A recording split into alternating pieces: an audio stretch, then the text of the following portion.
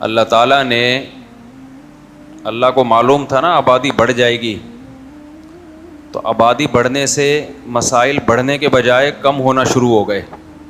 یہ بھی اللہ کی قدرت کی ایک دلیل ہے. اللہ بتاتے ہیں کہ تمہاری کیلکولیشن غلط ہو جاتی ہے، مجھ پہ اعتماد کرو، مجھ پہ توکل کرو، میں نے پیدا کیا ہے تو میں غافل نہیں ہوں. کافر یہ سمجھتا ہے کہ اللہ پیدا کر کے بھول رہا ہے، اس کو پتہ ہی نہیں ہو کیا رہا ہے. اللہ اپنی قدرت کے کرشمے دکھاتا ہے کہ میں پیدا کر کے غافل نہیں ہوں. زمین میں میں نے کتنی اسپیس رکھی، کتنی خوراک رکھی، سب مجھے پتہ ہے. اس حساب سے بندے مارکیٹ میں آتے رہیں گے، تمہیں اس میں ٹانگ اڑانے کی ضرورت نہیں ہے. اب دیکھو 1000 سال پہلے کا کوئی سائنٹسٹ ہوتا جو بڑا عقل مند ہوتا، وہ کیلکولیشن کرتا 1000 سال کے بعد آبادی اتنی بڑھ جائے گی تو بڑے مسائل کھڑے ہوں گے اور لوگوں کا بیڑا غرق ہونا شروع ہو جائے گا.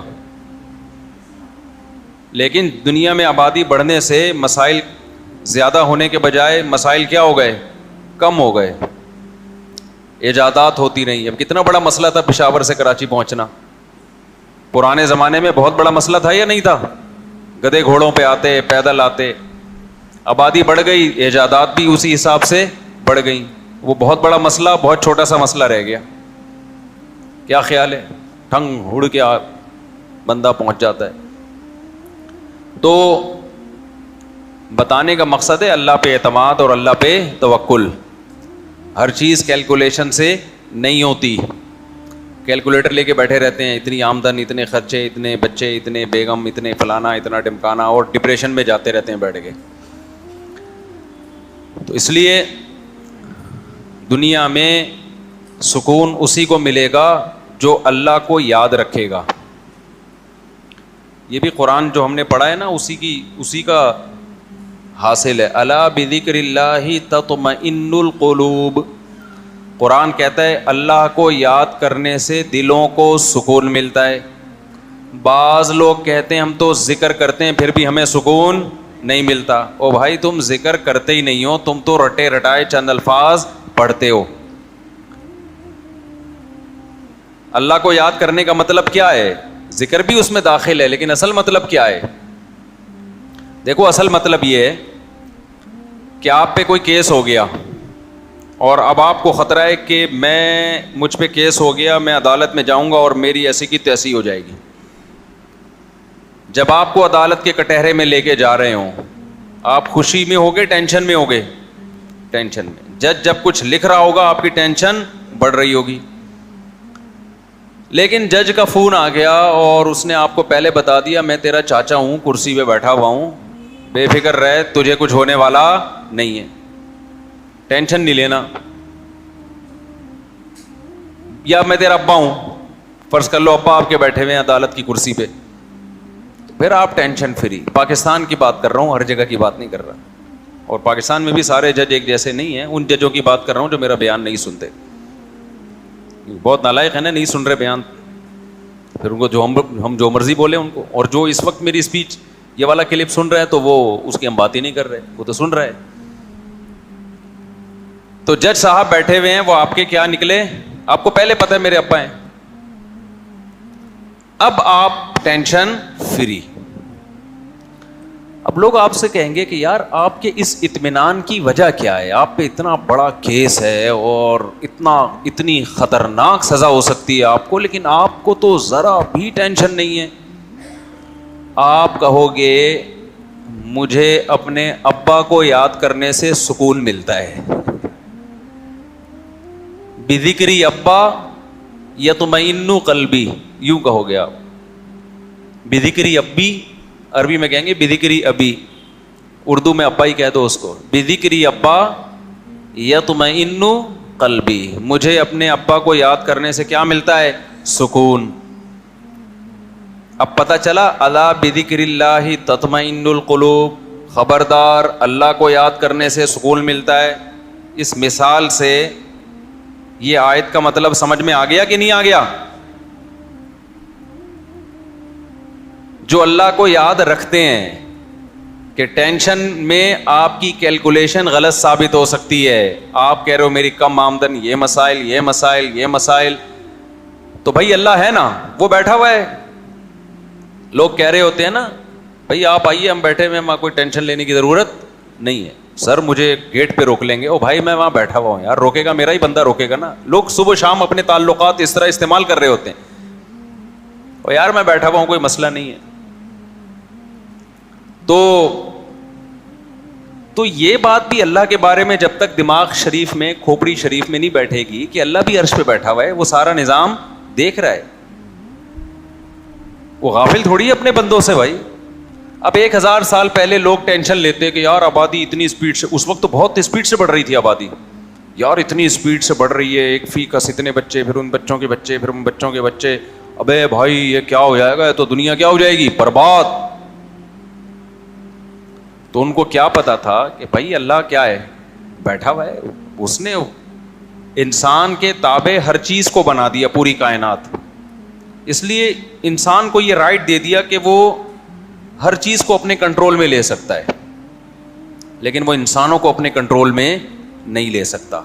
مینیجر کو کنٹرول میں لے سکتا ہے, وزیر اعظم کو کنٹرول میں لے سکتا ہے, نہیں لے سکتا. وہ اپنے ماتحتوں کو لے سکتا ہے. تو انسان کے جو ماتحت ہیں وہ جانور ہیں, ان کی نسل کو کنٹرول کر سکتا ہے انسان. کتے کراچی میں بہت زیادہ ہو گئے ہیں. کچھ دن پہلے 6 کتوں نے ایک انکل پہ حملہ کیا ہے فجر کی نماز کے بعد, زخمی کر دیا ان کو. ہم چیخ کے تھک گئے, گورنمنٹ نوٹس لے, ان کتوں کی نسل کو کم کیا جائے, نہیں کر رہے. لیکن ہر تھوڑی دیر میں آپ بورڈ, 2 بچے 2 ہی اچھے. انسانوں کی نسل کو کیا جا رہا ہے, کنٹرول, جبکہ انسان کا انسان پہ اللہ نے کنٹرول نہیں رکھا کہ یہ میرا کام ہے, یہ تمہیں اس میں ٹینشن لینے کی ضرورت نہیں ہے, یہ میرا کام ہے. تم تھوڑی خدا بن کے کائنات پہ حکومت کرنا ہے. تمہیں جن چیزوں کو میں نے مسخر کر دیا تمہارے لیے, مسخر کا مطلب تمہارے کام میں لگا دیا, تم اپنے حساب کتاب سے ان کی نسل گھٹا بھی سکتے ہو, بڑھا بھی سکتے ہو. بہت سے جانوروں کی نسلیں انسان نے گھٹائی ہیں اور بہت سو کی بڑھا دیں, دونوں ٹھیک ہیں. کسی مفتی نے نہیں کبھی کہا ہوگا کہ جی ناجائز ہے. ہمارے نبی نے بھی کتوں کو مارنے کا حکم دیا جب مدینہ میں کتوں کی تعداد بہت زیادہ ہو گئی تھی, تو آپ نے حکم دیا کتوں کو قتل کرو. تو صحابہ نے اتنے کتے مار دیے کہ جو مسافر اپنے ساتھ حفاظتی کتا لے کے آتا اس کو بھی قتل کر دیتے. تو نبی نے فرمایا ما لکم وللکلاب, صحیح مسلم کی حدیث, تمہیں کیا ہو گیا, کتوں کے پیچھے پڑ گئے ہو بھائی, یہ بھی اللہ کی ایک مخلوق ہے. مطلب یہ تھا کہ نبی نے کہا کہ میرا مطلب یہ نہیں تھا کہ نسل ختم کر دو, مطلب کیا تھا بھائی کتے زیادہ ہو گئے, تعداد تھوڑی ان کی کم کر دو. جنگل میں تو اللہ نے خود ہی ایک سسٹم رکھا ہوا ہے نسلوں کے کنٹرول کرنے کا, شہروں میں انسان نہیں کنٹرول کرنا ہے نا, جنگل میں جانوروں کی نسل کنٹرولنگ سسٹم پہلے سے اللہ نے بنایا ہوا ہے. ماہرین یہ کہتے ہیں کہ اگر جنگل میں ہرن کو کھانے والے درندے شیر چیتے نہ ہونا تو اتنے ہرن 12 سنگے پیدا ہو جائیں کہ جنگل کی گرینری ختم کر دیں. وہ سمجھ رہے ہو کہ نہیں سمجھ رہے, ساری جنگل کی گرینری کی ایسی کی تیسی, وہاں اللہ نے نظام بنایا, شیر بھی پیدا کیا, وہ کھا لیتا ہے ہفتے میں 1 آدھ, تو نسل کیا رہتی ہے, کنٹرول میں. خرگوش اتنی اسپیڈ سے بڑھتے ہیں کہ جنگلوں میں اگر خرگوش کو کھانے والے کتے اور بھیڑیے اور شیر نہ ہوتے تو خرگوش ہی خرگوش ہوتے پوری دنیا میں, اتنی اسپیڈ سے ان کی نسل بڑھتی ہے. اور وہ سارے کھیتوں کی ایسی کی تیسی کر دیتے. آسٹریلیا میں خرگوشوں کا تجربہ ہو چکا ہے. ایک آسٹریلین آیا یہاں سے خرگوش لے گیا کہ یار آسٹریلیا میں خرگوش نہیں ہے, خرگوش بھی ہونے چاہیے. وہ خرگوش اتنے پہلے وہ ان کی فصلیں چٹ کر جاتے تھے. حکومت مارتے تھک گئی, نہیں مر رہے تھے, پھر بڑھ جاتے. بالآخر کوئی ایسی میڈیسن, ایسی دوائیں ایجاد کی گئی ہیں کہ ایک جوڑا بھی زندہ نہیں چھوڑو,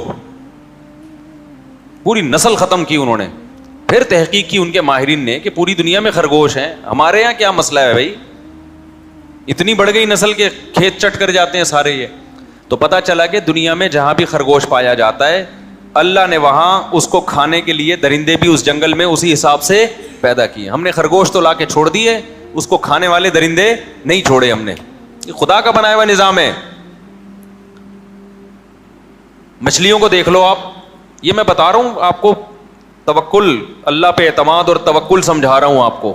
مجھے خرگوش اور گدھے گھوڑے کی مثال سے کیا سمجھانا ہے بھائی, لیکن مقصد بتانے کا یہ ہے کہ جس نے کائنات کو بنایا وہ غافل نہیں ہے. اور ہم لبرل ہو گئے ہیں, ایسے لبرل ہو گئے ہیں کہ بس بالکل اس سے غافل ہو گئے کہ خدا تو ہے ہی نہیں ہے, سب کچھ ہم نے ہی کرنا ہے.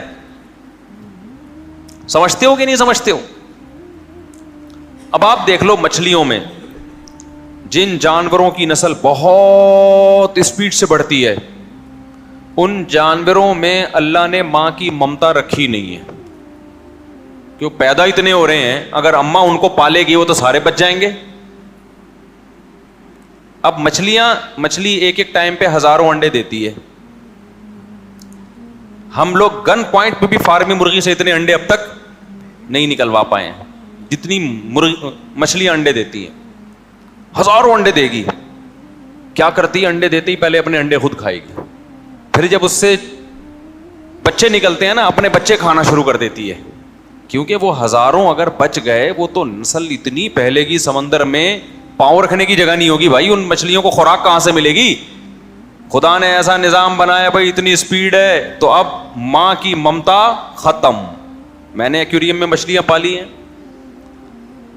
وہ گولڈن فش تھی نا, ایک دن اس نے اتنے بچے دیے, اتنے بچے سب کھا گئی. تو چند ایک بچے ہم بچا سکے, اتنی اسپیڈ سے کھانا شروع کرتی ہے نا, تبھی ان کو فوراً بچوں سے الگ کرنا پڑتا ہے, فوراً بچوں سے کیا کر دو الگ. تو یہ اللہ کا بنایا ہوا نظام ہے. اور جن جانوروں کی نسل بہت اسپیڈ سے نہیں بڑھتی ان کے دل میں اللہ نے بچے پالنے کا جذبہ زیادہ رکھا ہے کہ تھوڑے ہوں لیکن وہ پل جائیں. تو یہ سب کنٹرول کس کی طرف سے ہے؟ اللہ کی طرف سے. اور پھر اللہ نے انسان کے بھی تابع بنا دیا, کہا کہ تم بھی کنٹرول کر سکتے ہو, دخل اندازی کر سکتے ہو, نسل کو کم بھی کر سکتے ہو اور بڑھا بھی. تم سمجھتے ہو کہ بھئی جتنے انڈے مرغیاں دے رہی ہیں وہ ہماری ضرورت کے لیے کافی نہیں ہے, تو ہم خود سے بھی مرغیوں سے انڈے نکلوائیں گے. تو ہم نے کیا کیا, کراس بریڈنگ کر کر کے اور مختلف قسم کے انجیکشن لگا لگا کے مرغی روز پابندی کے ساتھ انڈا دے رہی ہے, ریٹائرمنٹ تک انڈا دیتی رہتی ہے, اور ان کی نسلیں اور زیادہ بڑھا دی ہم نے. نہ بھی بڑھاتے نا تو بھی دیسی مرغی اتنی تھی کہ وہ ہماری ضرورت کے لیے کافی ہو جاتی. یہ خوب اچھی طرح بات سمجھ لو. یہ جو بہت سے لوگ کہتے ہیں نا کہ فارمی مرغی نہ ہوتی تو اب دیسی مرغی تو انسانی آبادی کی ضرورت پوری نہیں کر سکتی, بالکل غلط بات ہے. یہ بالکل ایسے ہے جیسے کراچی میں ہم جب بھی چاہیں جہاں سے چاہیں ہمیں سمندری مچھلی وافر مقدار میں مل جاتی ہے, لیکن یہ کہہ کے مچھلی کی فارمنگ کو فروغ دیا گیا کیونکہ تاجروں کے لیے وہ آسان ہے, اس میں تیزی سے تاجروں کا فائدہ سمندر میں کم ہے, مچھلی کی فارمنگ میں زیادہ. اب تاجروں کا فائدہ چونکہ اس میں زیادہ تھا, اب لوگ آہستہ آہستہ آ رہے ہیں فارمی مچھلی کی طرف. نتیجہ کیا نکلے گا, مارکیٹ میں فارمی مچھلی اتنی زیادہ پھیل جائے گی کہ لوگ پھر کل یہ بات کرنا شروع کر دیں گے کہ سمندر کی مچھلی انسان کی خوراک کے لیے کافی نہیں تھی تو یہ فارمی مچھلی نے آگے کمی پوری کی ہے. حالانکہ ایسا بالکل بھی نہیں ہے. ہوگا یہ کہ جب تجارت اس میں لوگوں کو زیادہ آسان نظر آئے گی تو سمندر کی ٹینشن لینا لوگ چھوڑ دیں گے, سوائے جو لینڈ لارڈ لوگ ہوں گے جو اب جیسے دیسی مرغیاں کھاتے ہیں تو اب دیسی مچھلیاں ملا کریں گی ونس اپون اے ٹائم. اس لیے میں آپ سے کہہ رہا ہوں کہ دیسی پر رہو, فارمی پر مت آؤ, تاکہ وہ جو بزنس سمندر کا چل رہا ہے نا, یا جو جا کے دریا سے شکار کر کے پکڑتے ہیں, وہ بزنس ترقی کرتا رہے. اس لیے فارمی سے نکالو اپنے آپ کو. وہ جو مچھیرے بیچارے ایک ایک مہینہ جا کے محنت کر کے لاتے ہیں ان کا کاروبار ٹھپ ہو جائے گا. وہ بھی یہی کرنا شروع کر رہے ہیں اب کہ یار ہم جا کے ایک ایک مہینہ سمندر میں اتنی ٹینشن اٹھاتے ہیں تو بہتر نہیں ہے کہ ہم ایک تالاب بنائیں اور دے دنادن مچھلیاں ہی مچھلیاں. اس لیے کوشش کس کو کرو, وہی ہم گاؤں دیہاتوں میں رہیں, جب چاہو آپ کو دیسی مرغی ملتی ہے کیونکہ مرغیوں کی نسل بڑی اسپیڈ سے بڑھتی ہے. تو خیر اصل بات کی طرف میں آتا ہوں. تو اللہ میاں نے جانوروں کا تو کنٹرول کس کو دے دیا, انسان تو مقصود کائنات ہے, وہ ایک دوسرے کو اپنے کنٹرول میں نہیں لے سکتا. وہ صرف اتنا کر سکتا ہے کہ آپ کا کوئی بزنس ہے تو آپ نے کسی کو ملازم رکھ لیا تنخواہ پہ, تو اس حد تک آپ اس کو اپنا ماتحت بنا سکتے ہیں اس ایگریمنٹ کے تحت کہ بھئی آپ نے ایگریمنٹ کیا اتنے بجے آفس آئیں گے, اتنے بجے آفس سے آپ گھر جائیں گے, اس کی میں آپ کو تنخواہ دوں گا, تو تنخواہ دے رہا ہوں تو معاہدے کے آپ پابند ہیں. اس حد تک تو انسان انسانوں کا پابند اور تابع ہے, ورنہ حقیقت میں انسان کسی کا غلام نہیں ہے. اس پر حکومت کا حق کس کو ہے؟ خدا کو ہے. لہذا انسان کو یا کسی گورنمنٹ کو قطعاً اجازت نہیں ہے کہ وہ کسی جوڑے کو یہ کہے کہ آپ کے 2 بچے ہونے چاہیے, تیسرا نہیں ہونا چاہیے, چوتھا نہیں ہونا چاہیے. یہ اتنی بڑی غلامی ہے نا انسانوں کی کو غلامی میں لانا, کہ ایک مرد کی ایک عورت کی چاہت ہے کہ میری نسل بڑھے اور مجھے بڑھاپے میں سہارا ملے. اس میں گورنمنٹ سے آپ پرمیشن لے رہے ہیں کہ وہ آپ کو بتائے گی. یہ تو گورنمنٹ کی غلامی, بدترین غلامی ہے انسانیت کی. اور یہ میں آپ کو بار بار ایک بات کہتا ہوں کہ دنیا میں جتنے لبرل لوگ ہیں نا, یہ لبرل حکومتیں ہیں, یہ سیکولر حکومتیں ہیں, ان کے خدا کا واسطہ لیبل پہ مت جاؤ. یہ انسانوں کو غلام بنانے کی تحریکیں ہیں. لیبل ہے انسانوں کو آزاد کرنا, لیبل ہے. حقیقت میں یہ آزاد نہیں کر رہے, یہ انسانوں کو کیا بنا رہے ہیں؟ غلام بنا رہے ہیں. نہیں یہی بات سمجھ میں. واحد ہے اسلام جو آپ کو انسانوں کی غلامی سے کس کی طرف لے کر آتا ہے؟ خدا کی غلامی کی طرف. اور کمال کی بات یہ کہ وہ بھی حقیقی معنی میں غلامی نہیں ہے, بلکہ اللہ کیا کہتا ہے؟ فطرت اللہ التی فطر الناس علیہا. میں جو احکام تمہیں دے رہا ہوں وہ تمہاری نیچر کا حصہ ہے, یعنی تمہیں نیچرل لائف پہ لے کر آ رہا ہوں.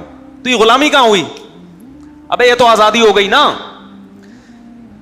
اسلام لیبل غلامی کا لگا رہا ہے, لیکن اس غلامی کے نام پہ دے آزادی رہا ہے. اور سیکولر طبقہ لیبل آزادی کا لگا رہا ہے, بنا غلام رہا ہے. چائنا والے سارے غلام ہیں جن کو 2 کے بعد تیسرا بچہ پیدا کرنے کی اجازت نہیں ہے. یہ غلام ہے نا ریاست کے. کتنا بڑا حق مار لیا بھائی گورنمنٹ نے ان کا. سب گورنمنٹ کے آگے جھکے ہوئے. سمجھ میں آ رہی ہے بات کہ نہیں آ رہی ہے؟ سارے پابند ہیں. کتنے ملک ایسے ہیں جن میں آپ دوسرے ملک کی عورت سے آپ نکاح نہیں کر سکتے. لا ہے ملک کا. اسلام آپ کو اس غلامی سے کیا کرتا ہے؟ نکالتا ہے. پوری دنیا میں احل لکم ما وراء ذالکم, صحیح ہے نا. چند مخصوص عورتیں جو آپ کی محرم ہیں, محرم, ان کے علاوہ سب سے کیا کرو؟ نکاح کر سکتے ہو.